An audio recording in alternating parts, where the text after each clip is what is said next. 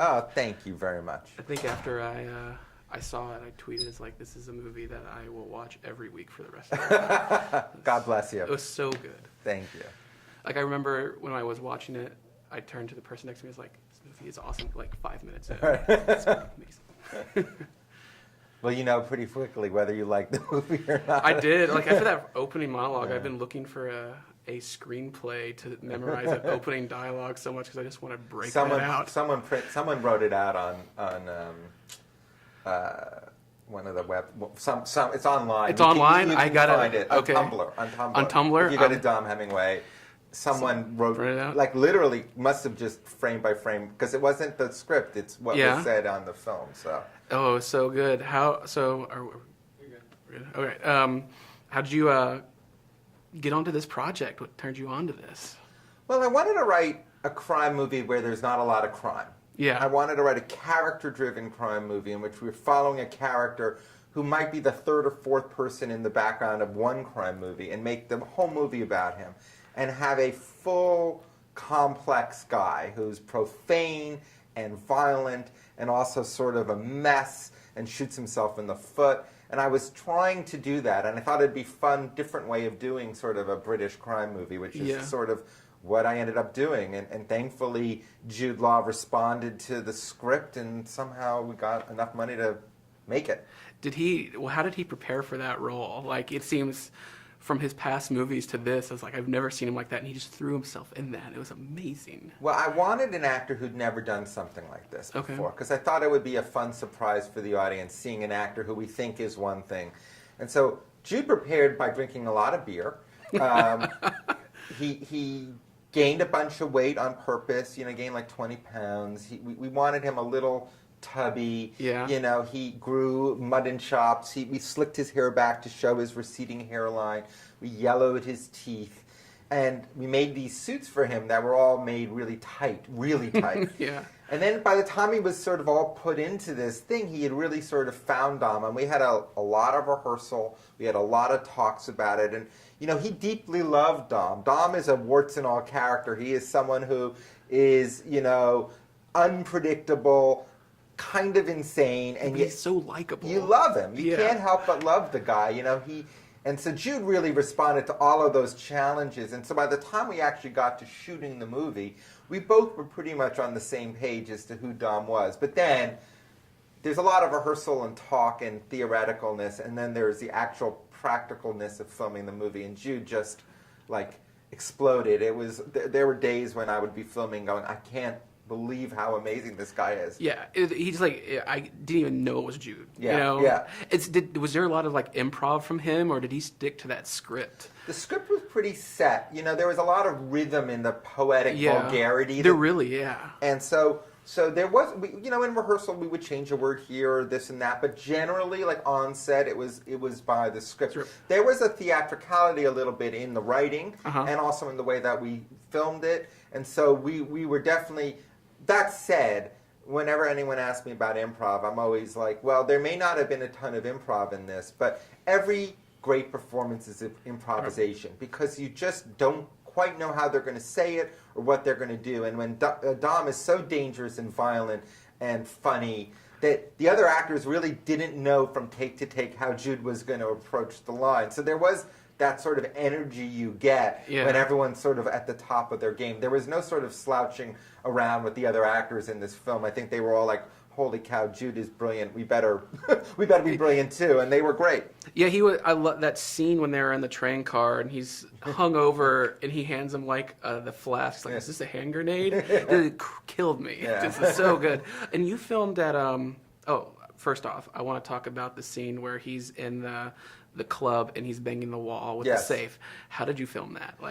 Walk me through that. We built a set and we filmed it on the set, and one of the things I wanted to do was film sections of this movie in long takes. Okay. So we didn't break it up like a lot of movies do. They do two pages here and 3 pages here.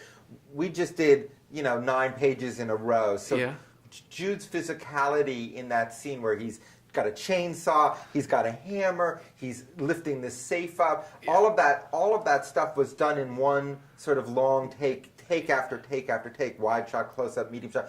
So Jude was was exerting an enormous amount of physical energy. For 3 days we shot that sequence, and he was really tired by the end of it. But it works for the character because Dom's out of shape and drinking through the whole movie, and he's a mess. And it was fun, and the sequence, that way of opening a safe actually works. Really? That definitely works? If things get tough, you should know that you can open a safe. Y'all read that? I did some research. Did some research. Yeah. Was it the safe actual, like a real safe, or was it like made of... Like, it was a made safe, but it was very heavy. It was very heavy, really so heavy. He actually lifted that. He was like, you try and lift this. Because I'd be like, well, let's do another take, and he'd just like... Yeah. That's awesome. And did I read somewhere that you filmed at Pinewood Studios? We just filmed a little at Pinewood. We were financed in. It was we were produced out of London, and Pinewood put in some money. So we shot. We only shot there for 2 days. We shot the whole sequence where the car accident happens because we were filming against green screen and everything like that.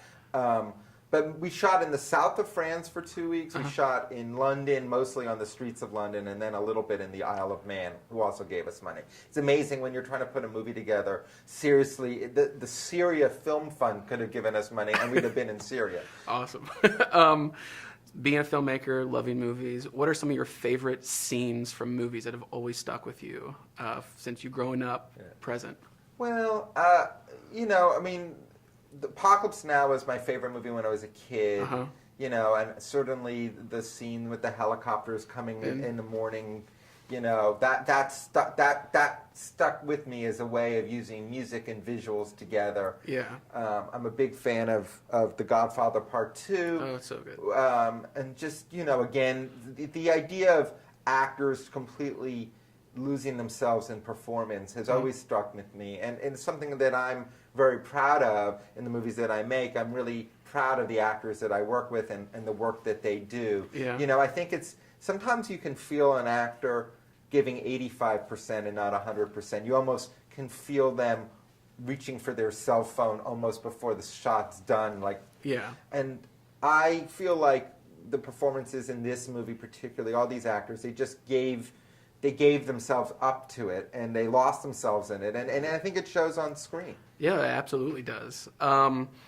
What are some things that you wish you could have witnessed that you were born too late for, such as a movie premiere or a... I think I would have loved to have been a writer or director in the studio system in Hollywood in the 1930s, where they were churning out 3 or 4 movies a year and writing movies in a week and a half.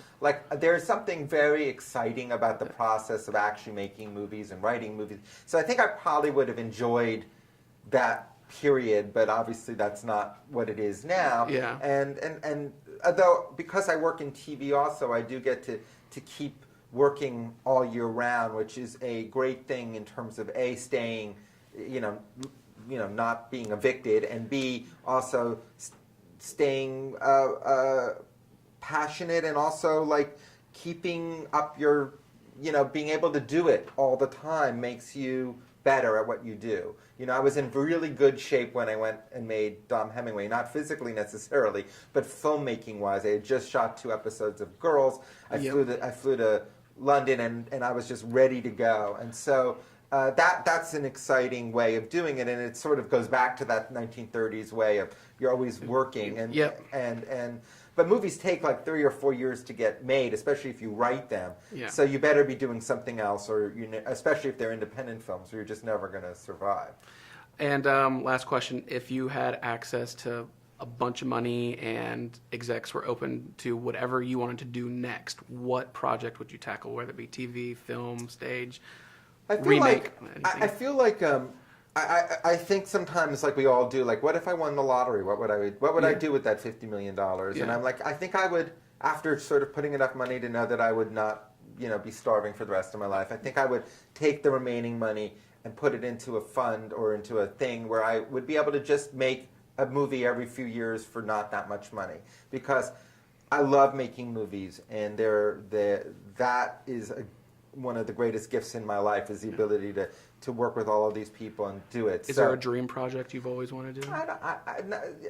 There isn't really. I mean, I was a little upset when Tim Burton made Sweeney Todd, because I would have enjoyed doing that Yeah. if that opportunity had been given to me, which it never would have been. Yeah. But not really. You know, I mean, if someone asked me to do the next Star Trek movie, I might consider it. That would be awesome. Well, thank you so much. I would ruin the franchise, but it would be It would be amazing. Yeah. I think so. Thank you so much. Thanks. I appreciate Nice to it. meet